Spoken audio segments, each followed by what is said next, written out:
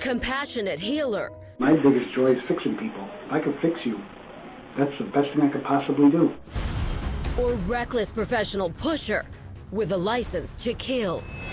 The charge, Tom says, knowingly and intentionally distributed oxycodone. Okay, prove it. They have to prove it. They have to show that he had an evil mind. He's New York osteopath Michael Belfiore. To the DEA, he's Dr. Death, writing 5,000 prescriptions totaling 600,000 pain pills in just a little more than 3 years. Now, caught in an undercover sting. I'm gonna give you some oxycodone. I'm gonna give you something to sleep. Belfiore faces 26 counts of illegally prescribing dangerously addictive painkillers and causing the overdose deaths of 2 of his patients, one a United States Marine. He was a superhero. You know, I never would have thought that would have happened, you know? The overdose of John Eubanks, a crushing blow for his best friend. John's friendship to me was very special when he taught me a lot about loyalty and friendship and life. Dr. Belfiore finds himself in the crosshairs of the government's forceful aim on the crushing opioid epidemic. But his lawyer calls this case a witch hunt. This is cruel, it's vindictive, it's horrible. There's nothing worse than somebody coming in. Yeah, just give me my medicine and get me the hell out of here. That's defeat. I might as well not even show up for work that day. If you find your health in the hands of osteopath Michael Belfiore, If you stop breathing, that will definitely ruin your day. So guess what? I don't want that to happen. there's a good chance you'll walk out of his Merrick, New York office feeling he's a dedicated man of integrity. I'm your family doctor. I'm the guy you come to whenever you need something. I'm your first line of defense, and that's the way it's always been. But Uncle Sam says Belfiore is far from a fixer. Instead, he's accused of being a destroyer of lives. They started investigating you because there were a lot of complaints. There were complaints from pharmacists, they said, from several law enforcement officers, and from confidential informants. Complaints that you were illegally prescribing drugs to people who had addiction problems or were selling the drugs. First off, every prescription that I wrote was for a legitimate medical purpose. But when you see 600,000 oxycodone over the course of 3.5 years, 5,000 scripts, it sounds like a lot of drugs. At the time, I was seeing 30 to 50 patients a day, somewhere in the neighborhood of 250 some odd days out of the year. I see a lot of patients. I can't believe how busy you are today. 2 hours. And I'm moving. It's not like I'm just sitting here. Belfiore wound up on the government's radar in the midst of a crippling opioid crisis. New York, a growing burial ground for addicts. We have more overdose deaths than not only homicides, but homicides and traffic accidents combined. The government began cracking down on doctors not just in New York, but across the country. She shoved them over the cliff. In Los Angeles, a stunning conviction for Lisa Sang, the first doctor in the nation to be convicted of murder in connection with the overdose deaths of 3 of her patients. In New York, a community was shattered by the case of David Laffer, an addict so desperate for his fix. David, why did you decide to shoot? He shot up this Medford pharmacy, executing 4 people.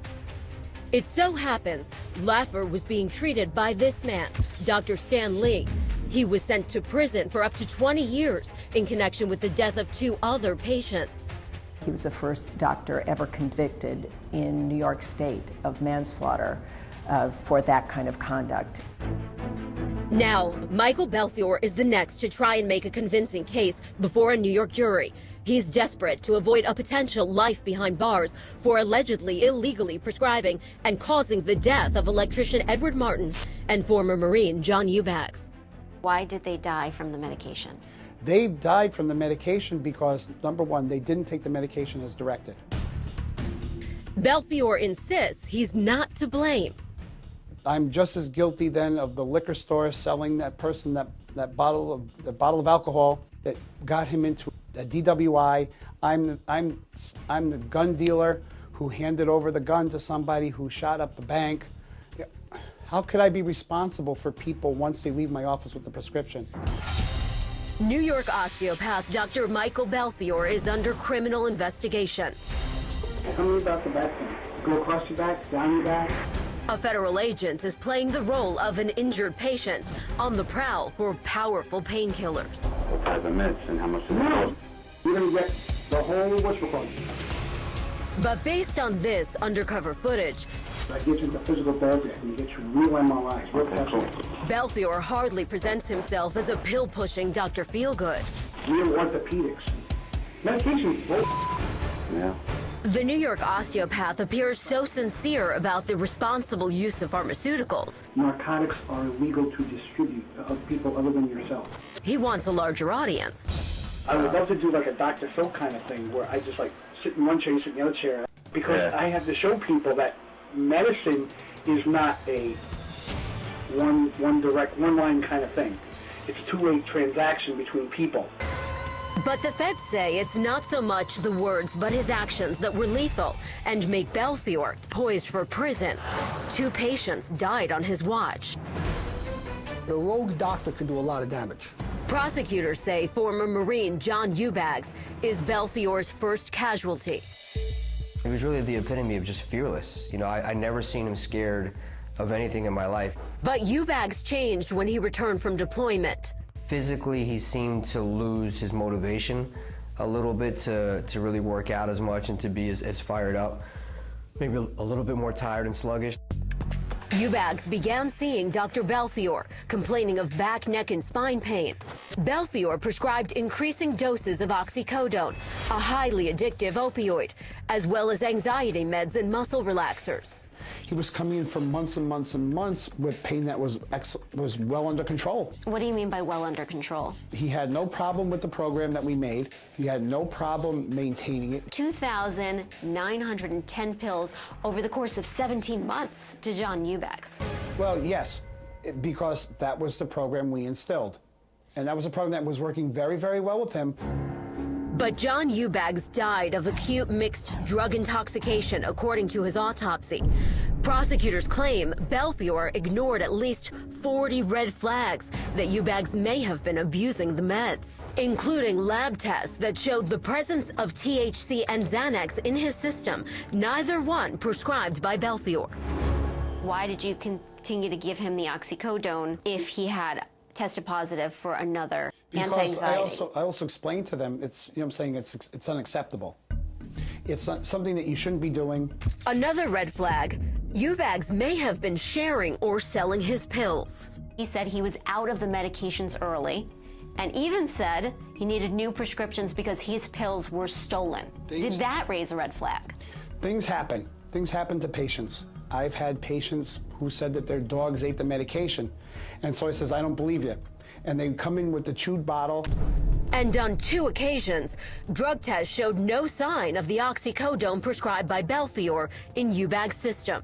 Did it give you an inclination that maybe he was trying to sell the drugs or sharing them with other people? This is one of the things that grind my gears, because if a patient doesn't need the medication and doesn't take it, that's a great thing. You know what I'm saying? We're making success in our treatment.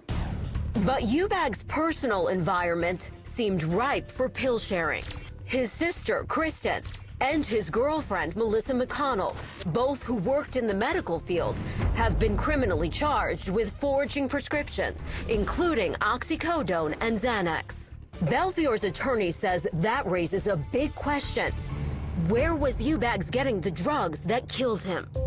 You have no control over what a patient is going to do. And you can't read tea leaves and you can't speculate on what patients are going to do after they leave your office. The government drew a direct connection between Belfiore's practices and Eubanks' death. But his attorney says there's no proof Eubanks didn't die from overdosing on someone else's pills or abusing the ones prescribed. They don't come in and say, hey, doctor, you know what? You prescribed this medication for me. I'm going to go home and I'm going to drink the whole bottle and I'm going to kill myself. But prosecutors upped the ante, claiming Eubanks didn't even have a medical need for the drugs Belfiore gave him in the first place. Drug enforcers are putting the spotlight on doctors, claiming many of them are tempted by the lucrative benefits of pill pushing. When this opiate pill craze started, you saw some greedy doctors who saw people that wanted these pills really badly, and their greed overtook them. Patients don't walk in here wearing a t-shirt saying, "Hi, I'm an addict." They don't carry cards that say I'm an addict. They don't wear buttons that say I'm an addict. Well, one of Belfiore's patients did. Self-admitted alcoholic Edward Martin, an electrician who showed legitimate evidence of nerve injury, but did the prescription fit the pain? They're saying you gave him 248 pills over the course of 2 visits in a month and a half. Is that a lot? No, not at all. But Martin died shortly after receiving his second prescription from Belfiore. The government blames the doctor. The doctor blames the patient. He was found on his bed with chopped pills, and he had snorted the medication. The instructions on the bottle did not say chop up the pills and snort them. Martin was found with several pill bottles nearby. Crime Watch Daily discovered that Martin had been getting Oxy from another doctor while seeing Belfiore, and that he had visited a heroin den in the past. They will do anything and everything to get their hands on drugs and narcotics. But prosecutors say Belfiore's most egregious act was giving painkillers to an alcoholic. You knew in the chart that he had a problem with alcohol. Why would you give him oxycodone, which has addictive problems, if you already know he has an addiction problem with another substance? I chose not to treat the alcohol problem. I chose to refer the alcohol problem to addiction specialists. 2 people overdosed. Correct. Because they incorrectly used the medication. Correct. They called you a drug trafficker. Sure, they can call me whatever they want. Prove it. The feds say Dr. Michael Belfiore's medical practice is reckless, even deadly. He's facing 26 counts and up to life in prison. In the government's press release, they are essentially calling you a drug dealer. That's easy for them to say. Easy to say, but how hard is it to prove a doctor is a killer pill pusher in a white coat? Charges related to the death of someone, the prosecutor is going to have to prove that they acted very, very recklessly. Belfiore wrote 5,000 prescriptions for 600,000 pills in a little more than 3 years. I didn't write pain medications for people who had athlete's foot. I didn't write pain medications for people who were coming here complaining that they didn't like their hair color. I wrote prescriptions for pain for people who were complaining of pain. And 2 of those patients died on his watch. Why did they die from the medication? They died from the medication because, number one, they didn't take the medication as directed. I fix you, and I fix you the right way. Despite Belfiore's explanations, the government is still convinced he's crooked. And to further prove its case, an undercover agent visits Belfiore. The video given to Crime Watch Daily by a source. Tell me about the back pain. The agent fakes back pain. And on his first visit, Because what I'm going to do is I'm going to give you some oxycodone. I'm going to give you some muscle relaxers. I'm going to give you some, the anti-inflammatories. I'm going to give you something to sleep. the agent scores. He pays cash and walks out with his prescriptions. We just came out of Dr. Belfiore's office. In 6 visits, the agent laid out cold cash and got prescriptions for 540 pills. Belfiore's attorney says the undercover videos are misleading. So he's counting out $275. Why is he doing that? He's basically trying to show that Dr. Belfiore was accepting cash in return for prescription medication. What did $275 represent? It just represents an office visit, that's all.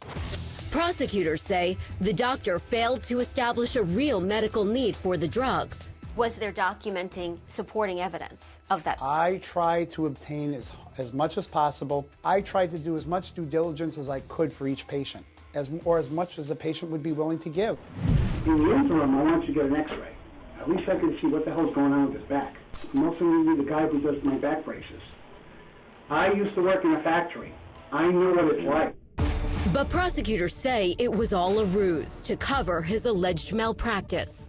I'll get an x-ray of your back. So when the state calls and says, why are we giving you medication? Right. You know, this way at least I can get, I can say something. Because like I say, my biggest issue becomes it's dealing with the state nonsense with the medicine. Yeah, no, so, I know. drives you crazy. It sounds suspicious. It was taken out of context. I'm just not going to give you medication for no reason. Let me see what's going on. Belfiore's attorney says he has powerful ammunition, an attack on pharmaceutical companies like Purdue. So this all started in the 90s when Purdue invented oxycodone and then told doctors and the medical profession at large, hey, listen, this is not an addictive drug and you can freely prescribe it. Belfiore claims that once a sophisticated prescription monitoring program called iStop became available, he was better able to track which of his patients were doctor shopping and abusing drugs. So you discharged somewhere in the ballpark of about 55 patients. Yes, Why? because I'm not going to partake in anything illegal. Belfiore even booted the undercover agent, whom he suspected was selling or sharing the pills he prescribed. You discharged the undercover cop Yes, I did. within a month of finding out that he hadn't been Month or fulfilling two? the prescriptions. Right. Do you think the government is on a crusade to crucify doctors for the opioid epidemic? I think he's being scapegoated, unfortunately. And I think it's a total misapplication of the law. Reckless overprescribing is one thing, but causing the death of a patient is much harder to prove. You're not just going to be handed a conviction because you bring a charge. It's not going to happen that way. You're going to have to prove something beyond the ordinary common practices. Otherwise, it's just not going to happen. In the case of John Eubanks and Ed Martin, prosecutors say they can draw a direct link between the actions of Dr. Belfiore and their deadly overdoses. But Belfiore believes it's a mystery as to whose drugs actually killed the victims. In the case of Ed Martin, the autopsy report states he died from an overdose of oxycodone. But a bottle of OxyContin was found on his body. That's a far more powerful form of oxycodone. The reports don't state who wrote the prescription for OxyContin. Pharmacist, please. 1 sec. Belfiore gave Crime Watch Daily an audio tape of a conversation with the pharmacy that dispensed Martin's prescriptions. Belfiore says it proves he didn't write the OxyContin prescription. Was he ever issued OxyContin? Hold on 1 second. Okay, no, he was not. He was never prescribed OxyContin? No. With the case pending, prosecutors declined to speak with Crime Watch Daily. Belfiore, facing up to life, has been offered a deal by the government, but he's declined and maintains his absolute innocence. Did you ever sell your prescription pads for money? Never. Did you ever sell prescriptions for money? Never. Did you ever sell pills for money? The only pills I sell for money are vitamins. That's it. Were you running a pill mill out of this office? My answer to that is hell no. So you don't want to take the deal because you would have to plead guilty to a felony? No, because I'd have to plead guilty to something I didn't do. The loved ones of those who died on Belfiore's watch beg to differ. So what should the punishment be? Give that guy 100 pills a day for the next year and let him take them, and that should be his punishment, and see how well he does and see how his life is. If I'm guilty of something, it was because I believe somebody who said that they were in trouble. You know, when the day comes that lying to a doctor carries the same penalty as lying to a policeman or lying in front of a judge, then, you know what I'm saying, then things will be different. But we don't have that luxury.